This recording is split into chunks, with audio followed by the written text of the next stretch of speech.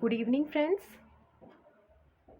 Today, one of my students told me that please start IGNU material for MBA. So today I will taking my class, first class of this, that is financial management का introduction. सबसे पहले हम basic concept से start करेंगे, उसके बाद हम धीरे धीरे आगे फर्दर सारे चैप्टर्स को कंप्लीट करेंगे। हमारे पास टाइम भी कम है, तो आज हम एक दिन में 2 चैप्टर्स कम से कम लेकर चलेंगे। ठीक है, तो इसमें सबसे पहले हम introduction, scope of financial management, finance function, objective of firms, ये सब पढ़ेंगे। तो सबसे पहले हम आ जाते हैं कि हमें मतलब ये समझ नहीं आता कि कैसे हम आंसर्स को लिखें। तो हम एक क्लास आंसर्स पे भी करेंगे कि मतलब जैसे आप मुझे क्वेश्चन बोलेंगे कि ये वाला क्वेश्चन का आंसर कैसे लिखना है, तो आई विल शो यू, और आप चाहें तो पीडीएफ भी शेयर कर दूंगी मैं ग्रुप में। ठीक है, तो स्टार्ट करते हैं कि फाइनेंशियल मैनेजमेंट एक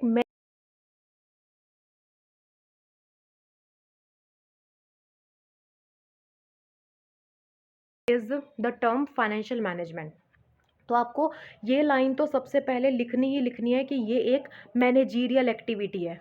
ठीक है, और ये किससे कंसर्न होती है? प्लानिंग से, कंट्रोलिंग से of the firm financial resources to generate returns. Returns हमें देती है ना, आपको पता है अगर आप पैसे लगाओगे तो आपको कहीं ना कहीं से कुछ रिटर्न तो मिलेगा। अगर आप इन्वेस्टमेंट में लगा रहे हो तो उसके बेसिस पे आपको रिटर्न भी मिलेगा, रेट ऑफ इंटरेस्ट मिलता है।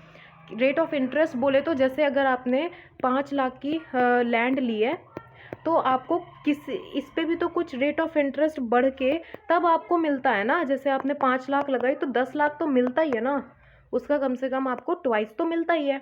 तो इसीलिए बोल रहे हैं कि कुछ रेट ऑफ इंटरेस्ट जो है मिलता ही, सॉरी, कुछ रेट ऑफ इंटरेस्ट आपको मिलता ही है। ठीक है, तो इसलिए फाइनेंशियल मैनेजमेंट मैनेजरियल फंक्शन होता है, और ये किससे कंसर्न होता है? प्लानिंग और कंट्रोलिंग ऑफ द फर्म से।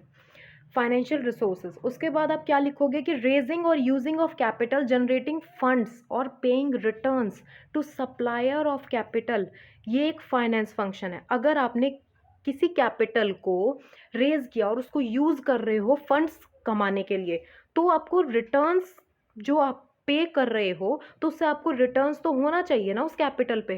तो वो यही कह रहे हैं कि रेजिंग और using of funds of capital for generating funds और paying return to supplier of capital is the finance function of the firm. ठीक है, इसको लिखा। अब नेक्स्ट लाइन हम लिखेंगे कि जैसे कि हमें पता है, आप हिंदी में इसको समझो, फिर आप अपने वर्ड्स में भी लिख सकते हो, आप इतने कैपेबल हो चुके हो। जैसे कोई भी बिजनेस है हमारा, चाहे वो डायरेक्टली उस एक्टिविटी में इन्वॉल्व है या इनडायरेक्टली, अब वो एक्विजिशन कर रहा है या यूज कर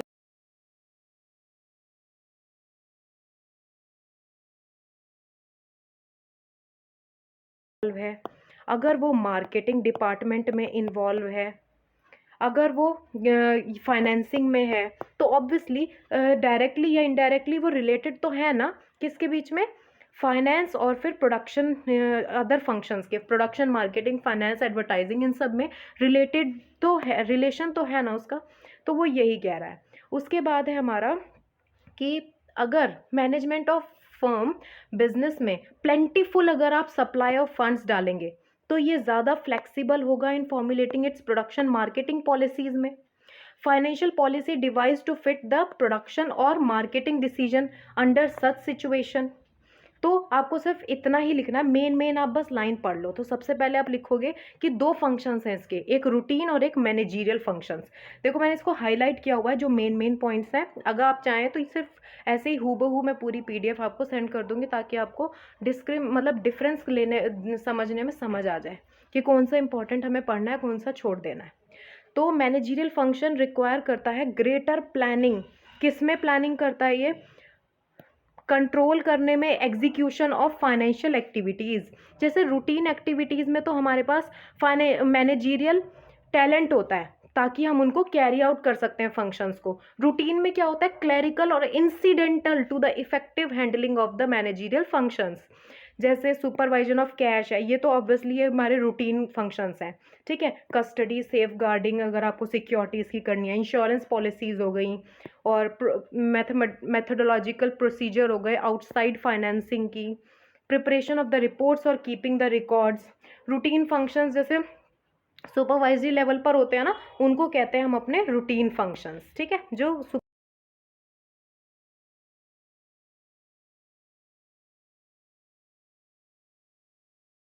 and what is the scope of financial management. तो आपको स्कोप में लिखना है ट्रेडिशनल और मॉडर्न। ट्रेडिशनल में क्या आएगा अब हमारा, स्कोप होता है फाइनेंशियल मैनेजमेंट जो कि कहता है कि मैं एकेडमिक लिटरेचर में इनिशियल स्टेजेस में एक सेपरेट ब्रांच ऑफ स्टडी है मेरी, ठीक है। इस अप्रोच में जो स्कोप है फाइनेंशियल मैनेजमेंट का वो क्या है, सबसे बड़ा कि रेज ऑफ फंड्स। हम स्टार्टिंग इंट्रोडक्शन से पढ़ते चले आ रहे हैं, क्या है, रेजिंग और या फिर प्रोक्योरमेंट ऑफ फंड्स। ये जो मैं वर्ड्स बताऊंगी ना वो उनको यूज़ करोगे अगर आप पेपर में तो डेफिनेटली वो इम्प्रेस होंगे और नंबर तो अपने आप आएंगे ही आएंगे, ठीक है। हाँ तो चलो, ये क्या हो गया हमारा, प्रोक्योरमेंट ऑफ फंड्स। तो आगे, hence the scope of the finance was treated by the traditional approach in narrow sense. क्या होता है कि procurement of funds by corporate enterprise to meet financial needs, इसको क्या बोलते हैं, इसलिए ये देखो, this subject also called corporation finance.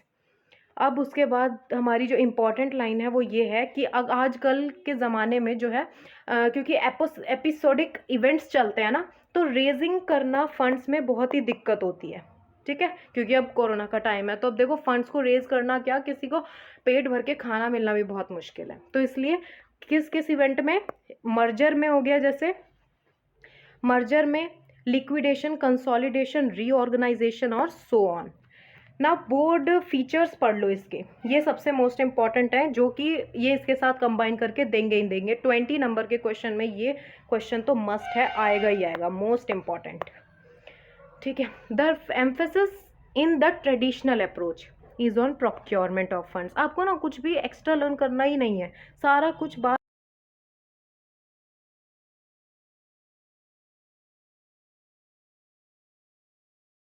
समझ आएगा सारा।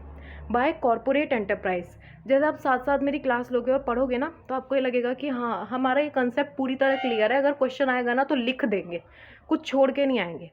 अब view point of supplier of funds, जैसे इन्वेस्टर हो गए, फाइनेंशियल इंस्टीट्यूशन हो गए, इन्वेस्टमेंट बैंकर्स हो गए, तो ये किस पर ध्यान देते हैं, procurement of funds by corporate enterprise which was woven. Woven मतलब कि इसी के अराउंड भटकता है ये। मैं स्टार्टिंग से क्या बोल रही हूँ, प्रोक्योरमेंट और रेजिंग।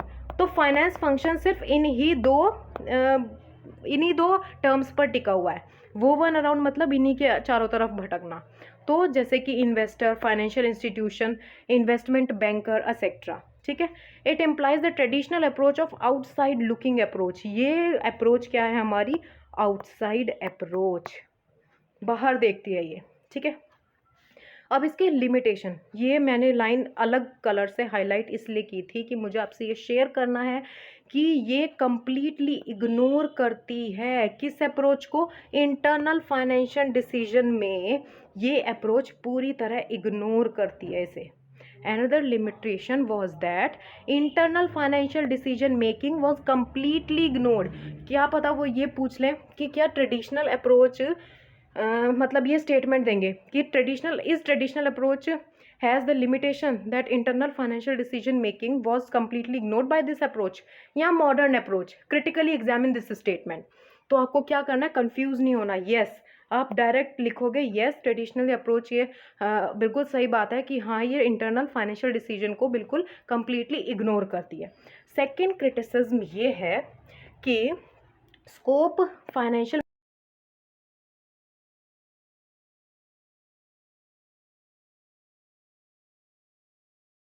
एक्विजिशन, कंसोलिडेशन, रीऑर्गेनाइजेशन, वही देखो सेम घूम फिर के बात वो अगेन रिपीट कर रहे हैं, ठीक है। तो आपको आधे से ज़्यादा तो बुक में यही मिलेगा कि रिपीटिंग टॉपिक्स हैं, तो डरने की बात नहीं है। इट प्लेसेस ओवर एम्फेसिस, ज़्यादा एम्फेसिस किस पे देते हैं, securities, markets, without paying any attention on the day to day activity. मतलब ये रूटीन नेचर पर बिल्कुल भी ध्यान नहीं देता, ये किस पे ध्यान देता है, सिर्फ मैनेजीरियल चीज़ों पे, ठीक है।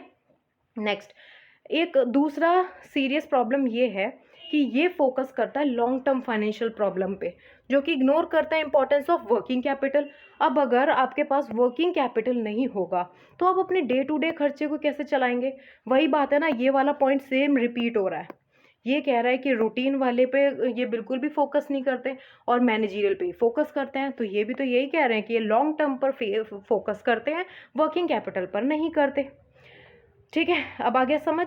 कोई भी दिक्कत हो कमेंट कर देना, मैं उसका रिप्लाई ज़रूर करूँगी। नेक्स्ट, मॉडर्न अप्रोच क्या है? आफ्टर 1950s में number of economic environmental changes आए हैं बहुत सारे। ये लाइन बहुत बहुत अच्छी है, इसलिए मैंने इसको हाईलाइट किया है कि इसको आप लिखना बिल्कुल मत भूलना। मॉडर्न अप्रोच में स्टार्टिंग इससे बहुत अच्छी होती है। टेक्नोलॉजिकल इनोवेशंस हो गए, इंडस्ट्रियलाइजेशन, इंटेंस कॉम्पिटिशन। ठीक है, ये तो हमने देखा हुआ है, तो इसलिए हम यहाँ तक तो लिख ही सकते हैं। ठीक है, तो ये नेसेसिटेट करता है एफिशिएंट और effective utilisation of financial resources को। ठीक है, modern approach. Now optimum allocation of firm's resources is the order of the day to the management. Then the emphasis shifted from episodic financing to the managerial financial problems, from raising of funds to efficient or effective use of funds.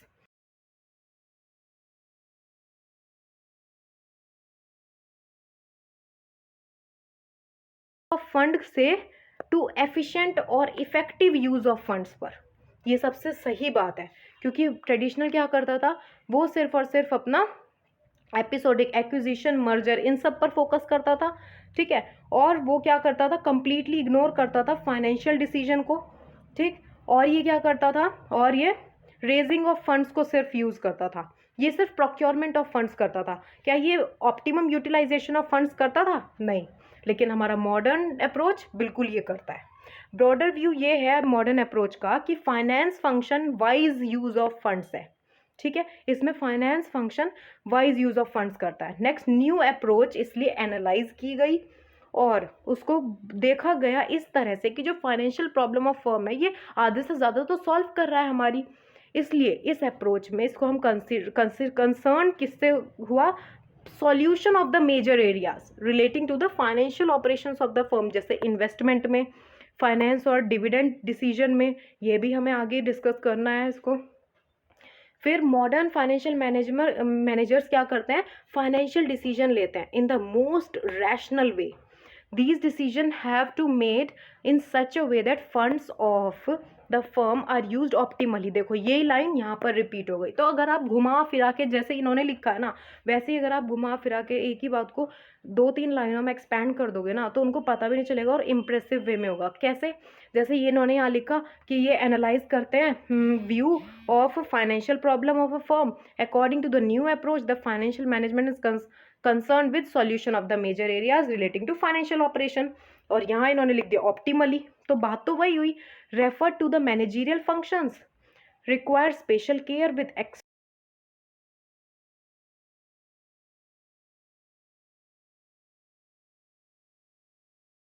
Extra ordinary administrative ability के साथ management skill और decision making techniques. ठीक है, अगर आपको ये language थोड़ी और टफ लगती है तो आप मुझे बता देना, मैं आपको लिख कर सेंड कर दूंगी। Next, finance function. Finance function जो है डिवाइड हुआ हमारा 3 मेजर डिसीजन में। अभी मैंने बताया ऊपर, इन्वेस्टमेंट, फाइनेंस और डिविडेंड डिसीजन। ठीक है, each of decision must be considered in relation to the objective of firm. मतलब ऑप्टिमली कॉम्बिनेशन ऑफ 3 डिसीजन, ताकि हमारी maximisation of, obviously maximisation value of shares to its shareholders हो सके। ठीक है, नेक्स्ट, इन्वेस्टमेंट डिसीजन होता क्या है? देखो, लॉन्ग टर्म एसेट जो कि यील्ड करे return over a period of time. ठीक है, जो हमें टाइम टू टाइम, ये हम जो इन्वेस्टमेंट करते हैं, क्या हम ये 2 से 4 दिन के लिए करते हैं? नहीं, 2 से 4 साल के लिए करते हैं। हो सकता है 10 साल के लिए करें, 20 साल के लिए करें, तो इसलिए ये कह रहे हैं period of time in future. Next, short term current asset which are convertible into cash in normal course of business usually within a year. मतलब ये 1 साल तक जाते हैं, जो शॉर्ट टर्म होते हैं, तो ये भी इन्वेस्टमेंट ही है हमारी, चाहे शॉर्ट टर्म हो चाहे लॉन्ग टर्म हो, है तो इन्वेस्टमेंट ना। अब उसके बाद asset selection decision of a firm 2 type के होते हैं। पहला, जो फर्स्ट कैटेगरी ऑफ एसेट में, जिसको हम कहते हैं कैपिटल बजटिंग। कैपिटल बजटिंग के भी बहुत सारे होते हैं, ARR, IRR, NPV, ये भी सब हम पढ़ेंगे नेक्स्ट यूनिट में, ईजीली सब हो जाएगा। The other one which refers to short term asset, जिसको डेजिग्नेट करते हैं हम लिक्विडिटी डिसीजन, जो करंट शॉर्ट टर्म पे हो जाते हैं। ठीक है, नेक्स्ट, कैपिटल बजटिंग।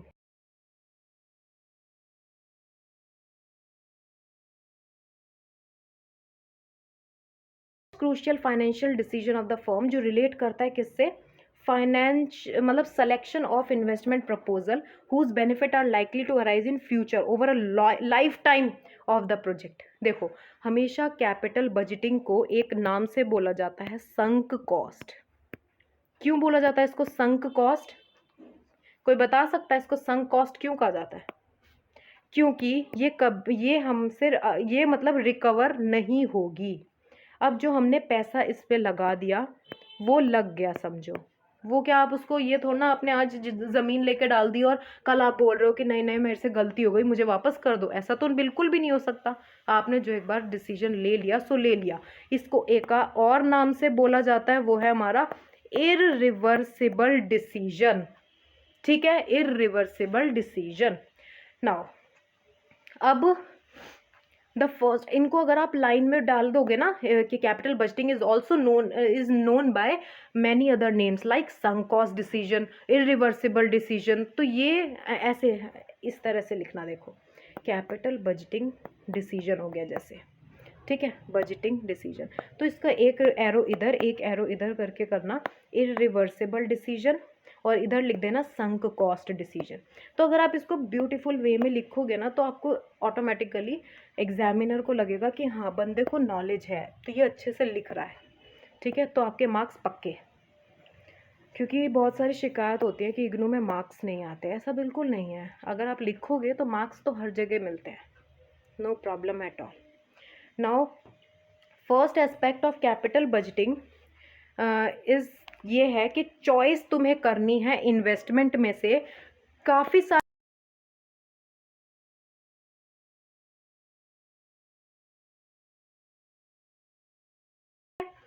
ये समझ आया? अब सिलेक्शन हमेशा कैसे होता है, रिलेटिव बेनिफिट्स। ऑब्वियसली जिसका बेनिफिट ज़्यादा होगा किससे, कॉस्ट से, उसी को तो आप चूज़ करोगे ना। तो यही इसमें सेम है कि आप उस इन्वेस्टमेंट प्रपोजल को चूज़ करोगे जो कि आपको बेनिफिट ज़्यादा यानी कि रिटर्न्स ज़्यादा देन कॉस्ट से, इन्वेस्टमेंट से ज़्यादा दे। ठीक है, अब एक एलिमेंट है अनसर्टेनिटी फ्यूचर का, वो भी कैपिटल बजटिंग से ही एसोसिएटेड है। कैसे, इसको क्यों बोला गया है कि ये अनसर्टेन फ्यूचर पीरियड टाइप करके कुछ होता है? क्योंकि आपको पता है फ्यूचर इज़ अनसर्टेन। तो कितना आपने इन्वेस्टमेंट में आज लगाया, क्या आपको पता है कि वो आने वाले 6 या 5 सालों में उसकी वैल्यू गिरेगी या बढ़ेगी? नहीं पता होता। कभी कभी ये क्या होता है, आपने शेयर्स में पैसे लिए, वो एप्रिशिएट होने के बजाय डेप्रिशिएट हो जाते हैं, तो आपको तो नहीं पता ना। अब देखो इसको एक और इम्प्रेसिव वे में बता रही हूँ, कैपिटल बजटिंग डिसीजन, आप सीबीटी मत लिख देना। इसको किस किस नाम से बुलाते हैं? इसको बोलते हैं कट ऑफ रेट, इसको लिख लेना, कट ऑफ रेट।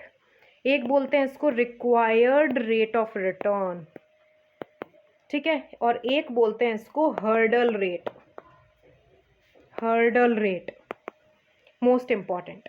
ठीक है, इतना भी अगर आपने लाइन में लिख दिया ना तो 1-1.5 पेज अराउंड जाएगा, और 5 नंबर में 6 नंबर में इससे ज़्यादा रिक्वायरमेंट नहीं होती। ठीक है, now next liquidity decision. Liquidity decision क्या होता है? मैनेजमेंट ऑफ करंट एसेट, जो कि prerequisite to long term success of any business form. Main objective क्या है करंट एसेट का, कि वो मैनेजमेंट कैसे करते हैं, ट्रेड ऑफ बिटवीन प्रॉफिटेबिलिटी और लिक्विडिटी। ठीक है,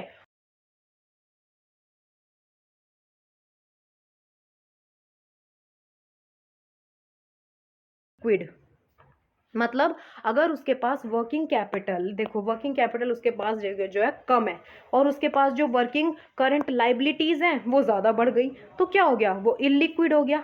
अब वो फेल हो गया टू मीट करंट एसेट्स।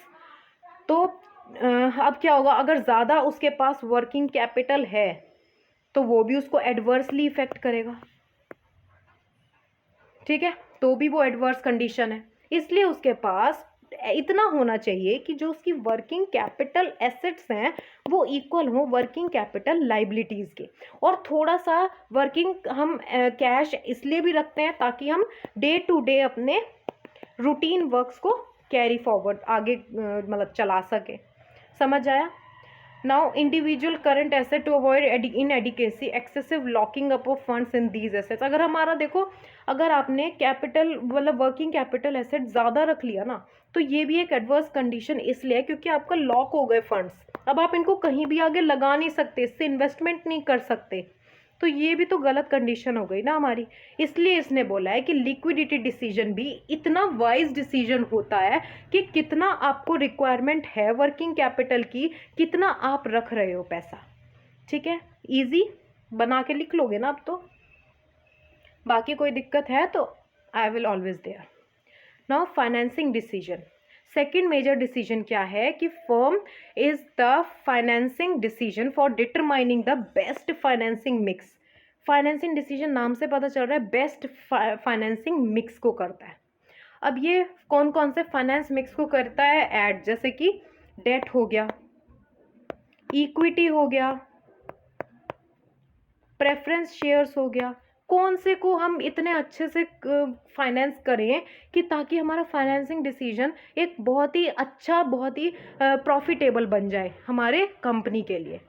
तो एसेट मिक्स को डिटरमाइन करने के लिए सबसे पहले उसको हम किस मोड से रेज करें फंड, ये पता होना चाहिए एक मैनेजर को, एक फाइनेंशियल मैनेजर को। ठीक है, ताकि वो अपनी इन्वेस्टमेंट रिक्वायरमेंट्स को फुलफिल कर सके। मैं हिंदी में बता रही हूँ, आपको इंग्लिश में ये मिल जाएगा, लेकिन क्या होता है कि हम इंग्लिश में पढ़ के हमें खुद को इतना ज़्यादा टाइम लगता है पढ़ने में, अगर हम इसको सुनेंगे तो हमें जल्दी याद हो जाता है। ठीक है, अब ध्यान से सुनो। एसेट मिक्स को डिटरमाइन करने के लिए फाइनेंशियल मैनेजर को पता होना चाहिए हमें कौन सा मोड रेज करना है। मोड कौन सा रेज करना है? डेट, इक्विटी या preference share, to meet the firm's investment requirement. A major issue in the decision is to determine the proportion of equity or debt capital. ठीक है, अब डेट कैपिटल अफेक्ट करता है रिटर्न और risk of share holder. Financial manager को पता है कि ऑप्टिमल कैपिटल स्ट्रक्चर अगर चाहिए तो ऑब्वियसली वो शेयर होल्डर के रिटर्न को मैक्सिमाइज करेगा और मिनिमाइज करेगा रिस्क को। क्या चीज़? Optimal capital structure. ठीक है, अब आपको पता है डेट बहुत ही टैक्स डिडक्टेबल सोर्स होता है। ये मैं इसको एक प्रूफ के साथ आपको करके दिखाऊंगी। आप मुझे याद दिलाना कि मैम आपको डेट एक टैक्स डिडक्टेबल सोर्स होता है, आपको ये प्रूफ करके दिखाना था। तो मैं आपको अच्छे से एक इलस्ट्रेशन के साथ ये प्रूफ करके दिखाऊंगी, क्योंकि आपके ये पॉइंट ऐड हो जाएगा ना, इसी में ही आप कर सकते हो और प्रूफ के साथ। Now dividend decision, third important है हमारा कि डिविडेंड डिसीजन कैसे एक फर्म डिसाइड करे। तो financing decision whether to distribute, क्या उसको सारे प्रॉफिट डिस्ट्रीब्यूट कर देने चाहिए, क्या उसको सारे प्रॉफिट रिटेन कर लेने चाहिए, या हाफ डिस्ट्रीब्यूट हाफ रिटेन करने चाहिए और हाफ इसको क्या करना चाहिए? इन्वेस्ट कर देना चाहिए। तो ये हमें बताता है अपना डिविडेंड डिसीजन। इसका जो एक दूसरा जो एस्पेक्ट होता है ना, वो ये होता है कि फाइनेंशियल मैनेजर को optimum dividend pay out ratio क्या करनी पड़ती है? एक डिटरमाइन करनी पड़ती है। क्या? Optimal dividend pay out ratio. ठीक है, अब फाइनेंशियल मैनेजमेंट इन्वॉल्व करते हैं 3 डिसीजन अकॉर्डिंग टू न्यू यानी कि मॉडर्न अप्रोच पे। लेकिन ट्रेडिशनल अप्रोच क्या था? बहुत ही नैरो परसेप्शन रखता था और वो ये सब इसको नहीं पता था। ये आप ट्रेडिशनल मॉडर्न वे में डाल सकते हो कि मॉडर्न वे तो हमें, मॉडर्न अप्रोच तो हमें बताता है कि 3 डिसीजन होते हैं, फाइनेंसिंग, डिविडेंड और एक और क्या पढ़ा था हमने? फाइनेंसिंग डिसीजन और लिक्विडिटी नहीं, capital budgeting decision, investment decision. ठीक है, तो आप इसको लिख सकते हो, लेकिन हमें उसने कुछ भी नहीं बताया इन्वेस्टमेंट डिसीजन, और ट्रेडिशनल अप्रोच ने हमें कुछ नहीं बताया। ठीक है, अब देखो ऑब्जेक्टिव्स ऑफ फर्म क्या होते हैं। फर्म फाइनेंशियल ऑब्जेक्टिव फर्म का हमेशा मैक्सिमाइजेशन होना चाहिए, ऑनर्स और इकोनॉमिक वेलफेयर, ये लाइन आप बिल्कुल डालोगे।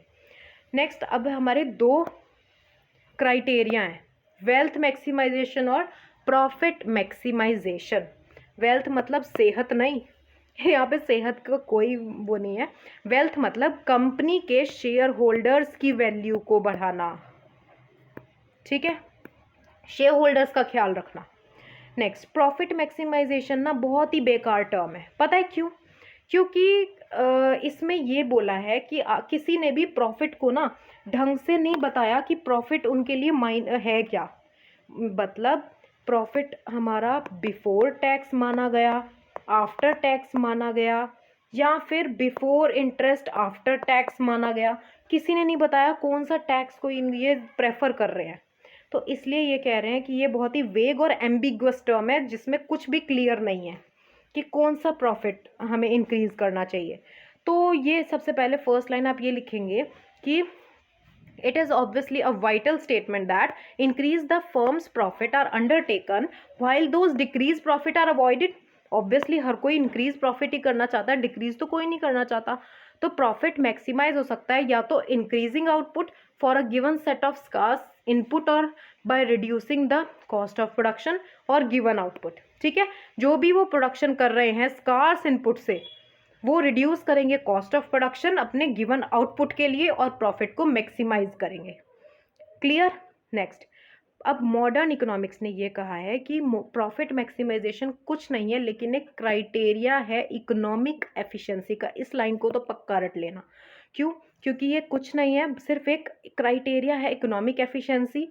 As profit provide a yardstick by which economic performance can be judged under conditions of perfect competition. Beside under perfect competition, profit maximization behavior by firm leads to efficient allocation of resources, most important, with maximum social welfare। ठीक है, अब मैं जो बता रही थी वो यही है, ये है कि ये इसमें क्या है, वेगनेस है, ignore timing benefits, timing of benefits ही भूल जाते हैं, ये रिस्क को भी इग्नोर करते हैं। तो ये आपको मिल गए वेल्थ मैक्सिमाइजेशन के एडवांटेजेस, क्योंकि वो वेगनेस भी नहीं है और वो इग्नोर भी नहीं करता, कि वो तो कंसर्न करता है टाइमिंग ऑफ बेनिफिट्स, और ये इग्नोर नहीं करता रिस्क, वेल्थ मैक्सिमाइजेशन। ठीक है, अब देखो एक प्रैक्टिकल डिफिकल्टी ये भी है कि profit maximisation criteria is that the term profit is vague और एम्बिगियस एज इट एमिनेबल, मतलब ये एबल नहीं है। एमिनेबल और एबल को याद रखना, एबल अगर लिखता तो मतलब वो करता है, एमिनेबल यानी कि वो अनेबल है to different interpretation like profit before tax और आफ्टर टैक्स, टोटल प्रॉफिट और रेट ऑफ रिटर्न। वो ये सब नहीं बता पाता कि प्रॉफिट बिफोर टैक्स है, आफ्टर टैक्स है, या फिर rate of return, total profit, किस चीज़ को वो बढ़ाने की बात कर रहा है। क्लियर। वेग concept of profit can't form the basis of operation of financial management, hence इसलिए हमने इस प्रॉफिट मैक्सिमाइजेशन थ्योरी को वेग माना है। एक मोर टेक्निकल ऑब्जेक्शन ये भी है कि ये इग्नोर करता है डिफरेंसेस इन टाइम पैटर्न, हम ऊपर बता चुके कि टाइमिंग ऑफ बेनिफिट्स को ये नहीं देखता। दूसरा लिमिटेशन ये भी है कि ये operational objective is that it ignores the quality aspect of benefits associated with, किससे एसोसिएट होता है, फाइनेंशियल कोर्स ऑफ फंक्शन। ठीक है, अब क्वालिटी यहाँ पे क्या होती है कि degree of certainty which benefits can be obtained. ये 2 लाइन लिख देना बस, और ज़्यादा की ज़रूरत नहीं है, कि क्वालिटी एस्पेक्ट बताता है ऑफ बेनिफिट्स जो कि एसोसिएट होते हैं फाइनेंशियल कोर्स ऑफ एक्शन से। ठीक है, बस। नेक्स्ट है वेल्थ मैक्सिमाइजेशन, ये सब सुपर कंसेप्ट है। ये तो वेल्थ मैक्सिमाइजेशन पे तो एमकॉम में भी बहुत क्वेश्चंस आते हैं कि वेल्थ मैक्सिमाइजेशन क्या होता है, डिफाइन करो विद एग्जांपल्स, या फिर डिफरेंस बिटवीन प्रॉफिट मैक्सिमाइजेशन और वेल्थ मैक्सिमाइजेशन। तो ये चैप्टर तो इतना मस्ट है कि इसमें से 20 नंबर का क्वेश्चंस बन जाए। Now the most widely accepted objective ये है कि वो मैक्सिमाइज करता है value of firm for its owners. अब वेल्थ मैक्सिमाइजेशन गोल क्या स्टेट करता है कि एक फर्म को अपना मैक्सिमाइज करना चाहिए present value of expected return. समझ आया? Present value of expected return को क्या करना चाहिए, maximise. Present value of future benefits calculate कैसे होते हैं, डिस्काउंट रेट से, जिसको हम कहते हैं कॉस्ट ऑफ कैपिटल, जो रिफ्लेक्ट करता है दोनों टाइम और रिस्क को। किसको रिफ्लेक्ट करता है, टाइम और रिस्क को। अब देखो मैंने अंडरलाइन किया हुआ है कि discount rate capitalisation rate that is applied. आप सोच रहे होगे ये कैपिटलाइजेशन रेट क्या है। कैपिटलाइजेशन रेट मतलब हमारी कैपिटल पर रेट लगना, हमने अगर कैपिटल हमारी 10 लाख रुपए है, उसमें से हमने 5 लाख रुपए को इन्वेस्ट कर दिया, तो हमारी इस कैपिटल का रेट कितना हुआ कि हमें 5 साल बाद ये बढ़कर 20 लाख मिलेगा। समझ आया? Capitalization rate. इसलिए ये rate of return that reflect the time और risk preference of the supplier of capital. अब नेक्स्ट फीचर ये है कि ये दोनों क्वांटिटी और क्वालिटी दोनों डायमेंशंस को, बेनिफिट्स को along with time value of money करता है। जबकि प्रॉफिट मैक्सिमाइजेशन क्या था, ना वो क्वांटिटी को करता, ना वो टाइम वैल्यू ऑफ बेनिफिट को, मतलब टाइमिंग्स ऑफ बेनिफिट्स को करता, और ना ही वो टाइम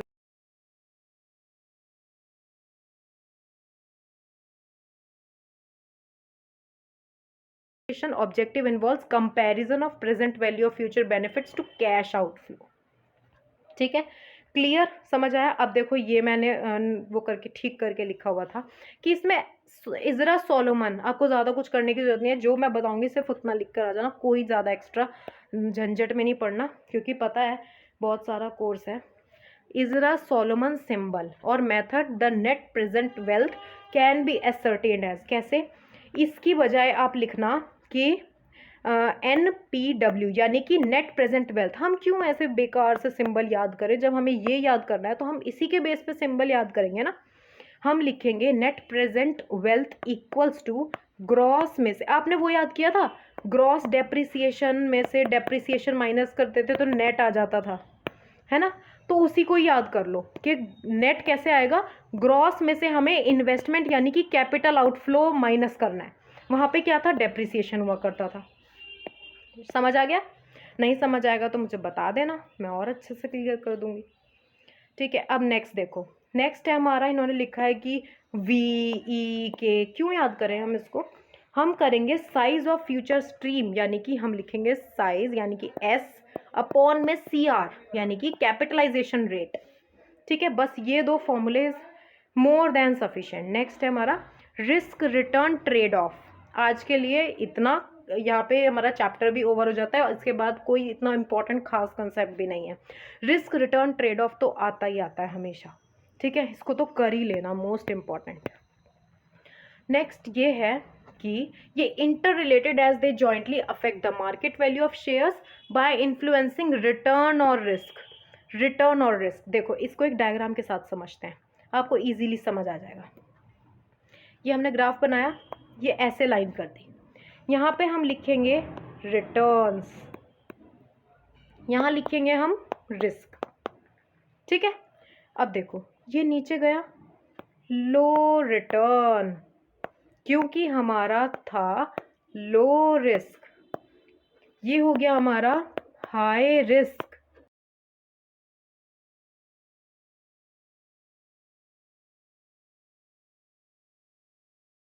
इंटेलिजेंट स्टूडेंट्स, अब मुझे कुछ भी बोलने की जरूरत नहीं है, उनको इजीली समझ आ गया होगा। अब देखो सिर्फ इस इक्वेशन के बाद पे चलते हैं कि रिस्क फ्री रेट, इसको अगर आपको फिर भी समझना है तो एक डेफिनेशन के साथ समझाती हूँ आपको कि रिस्क रिटर्न ट्रेड ऑफ होता क्या है। ठीक है, तो रिस्क रिटर्न ट्रेड ऑफ हमारा होता है, जितना ज़्यादा रिस्क होगा एक इन्वेस्टमेंट पर, जितना ज़्यादा रिस्क होगा हमारी पे, उतना ही ज़्यादा आपको higher probability of getting higher return and lower risk with greater probability of smaller return. ठीक है, जिसका मतलब होता है कि इन्वेस्टर फेस करता है बिटवीन रिस्क और रिटर्न पे। अब देखो जैसे एक रोहन है, उसने एक risk return trade off face किया, जबकि making a decision to invest, उसने क्या किया कि उसने सोचा कि एक बैंक में, मतलब सेविंग करंट अकाउंट में डिपॉजिट कर देता हूँ अपने कैपिटल, जिस पे मुझे 1 लाख रुपए ये फिक्स्ड है, मिलेगा ही मिलेगा। अगर मैं 50,000 डिपॉजिट करता हूँ तो मुझे तब भी 1 लाख एक्स्ट्रा होके मिलेगा ही, मतलब कि 1.5 लाख मिल जाएगा वापस अगर मुझे चाहिए होगा। उसी हाथ पे उसने सोचा कि अगर मैं इन्वेस्ट करूं इक्विटीज़ में, तो मुझे नहीं पता कि मेरे को कितना अमाउंट वापस मिलेगा। ऑब्वियस सी बात है, उसको थोड़ा ना पता चलेगा कितना अमाउंट उसको वापस मिलेगा। ठीक है, तो इसलिए वो उसमें कंफ्यूज हो गया। तो उसने एंड में क्या किया कि रिस्क रिटर्न ट्रेड ऑफ पे वो आया कि जहाँ पे उसको अगर लो रिस्क चाहिए तो लो रिटर्न मिलेगा, और अगर हाई रिस्क चाहिए तो हाई रिटर्न मिलेगा। नाउ अब आपको क्लियर हो गया होगा ये स्टेटमेंट। तो नेक्स्ट है हमारा एक इक्वेशन कि risk free rate of return, एक मिनट, ये मेरा पता नहीं, हाँ ये है हमारा